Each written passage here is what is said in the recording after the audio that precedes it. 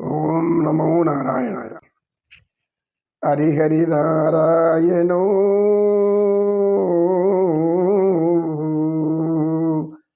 ఆది నారాయణో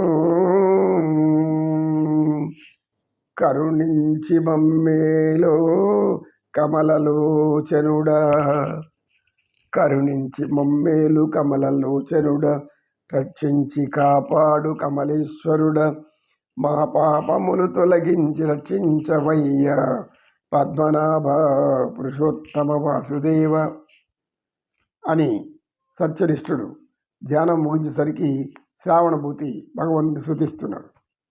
ఆయన శ్రావణభూతి ఎందుకు స్తుతిస్తున్నావు అని అడిగారు గురుగారు. చరిత్ర అంటే మీరు మళ్ళీ చెప్తామన్నారు, ఇప్పుడు మరలా చెప్పవలను అన్నాడు. నేను చరిత్ర అంటే అందరికీ తెలిసిందే, ప్రతి మనిషికి ఒక చరిత్ర ఉంటుంది. అదేవిధంగా ప్రతి ఊరికి ఒక చరిత్ర ఉంటుంది, ప్రతి రాష్ట్రానికి ఒక చరిత్ర ఉంటుంది, దేశానికి ఒక చరిత్ర ఉంటుంది. అదేవిధంగా పరిపాలకులకు కూడా చరిత్ర ఉంటుంది. ఎందుకు? దేశము అన్నాక దేశకు రాజు కావాలి కదా. రాజు అన్న తర్వాత అనేక మంది సేవకులు, బంట్లు, రక్షకులు ఇలా అనేక ఉంటాయి కదా. కనుక చరిత్రలో ఎవరు మంచివాళ్ళు ఎవరు చెడ్డవాళ్ళు అని చెప్పబడిపోతుంది, అంతే చరిత్ర. కాదు, ఇంకా చెప్పాలన్నాడు. చరిత్ర చరి అంటే చరించిపోయింది, అంటే గతించిపోయింది. త్రయం అంటే మూడు. ఏందా మూడు?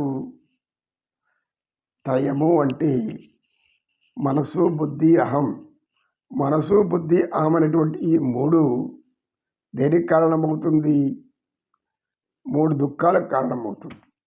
త్రిగుణాలు: సత్వగుణం, రజోగుణం, తమోగుణం.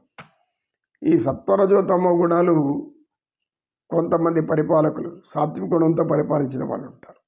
వాళ్ళు గొప్పవాళ్ళుగా చరిత్రలో గొప్ప కీర్తించబడి ఉంటారు. రెండో రకం రజోగుణం. రజోగుణం కలిగిన రాజులు, పరిపాలకులు వాళ్ళు కొంత మేలు చేస్తారు, కొంత అపకారం కూడా చేస్తారు. అంటే వివక్షత ఉంటుంది. ఆ వివక్షత మన వాళ్ళు తన వాళ్ళని భేదంతో హింసిస్తూ ఉంటారు. ఇక మూడో తరం తమోగుణ ప్రధానులు. వీరికి ఎటువంటి మంచి, మర్యాద, దయ, జాలి, కరుణ అనేది ఏమీ ఉండదు. కపట నాటకదారులుగా ఉంటారు. వీరంతా కూడా కపట వేషాలు వేసుకొని తాము ఆ యొక్క ముసుగులో మంచి వాళ్ళగా నమ్మిస్తూ ఉంటారు. ఇలా మూడు విధాలుగా తెలియజేస్తుంది చరిత్ర. సత్వగుణులు కలిగిన రాజులు, చక్రవర్తులు గొప్ప పేరుతో నిలిచిపోతారు చరిత్రలో, అదే చరిత్ర. రజోగుణం కొంచెం అహము, దుర్మార్గం చేస్తూ కొంచెం ఏదో ప్రజలకు ఒక రకమైన పరిపాలన అందించేవాళ్ళు, సగం అటు ఇటుగా ఉండి పదవే కావాలి, అధికారమే నా యొక్క అవసరం అనేవాళ్ళు రజోగుణులు. దానికోసం వాళ్ళు ఏమైనా చేస్తారు. తమో గుణం అనేవాళ్ళు వారికి అసలు మంచి తెలుదు, మర్యాద తెలుదు, ఇష్టం వచ్చినట్లు పీడించడం మాత్రమే వస్తుంది. మంచి చెడు ఆలోచనే ఉండదు. వీళ్ళు మంచివాళ్ళు, వీళ్ళని ఏమనకూడదు, వీళ్ళు కళాకారులు, వీళ్ళు ఆ వాళ్ళు ఈ వాళ్ళు అనేక విధాలైన వాళ్ళు ఉంటారు.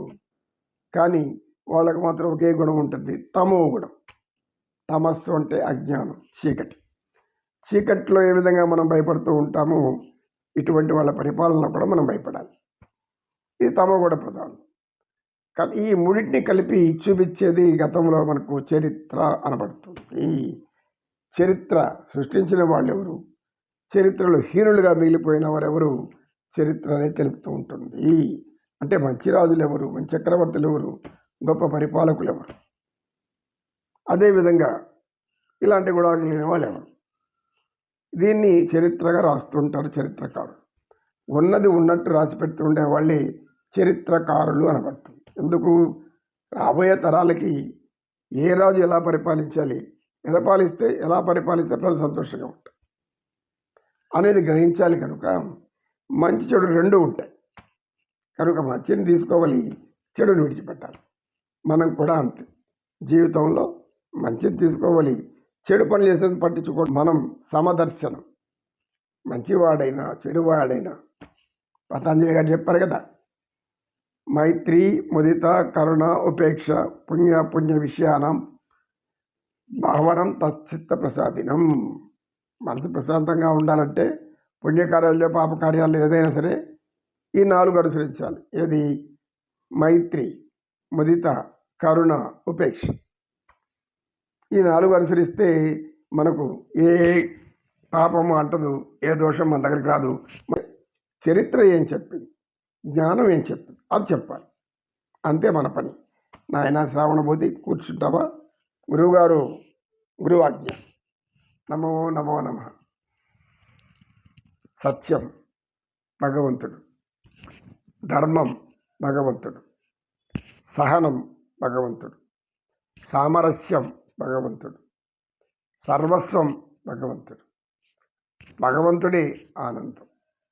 అంతకంటే మించిన జ్ఞానం మనకు అవసరం లేదు. గోవింద గోవింద. కృష్ణం వందే జగద్గురు.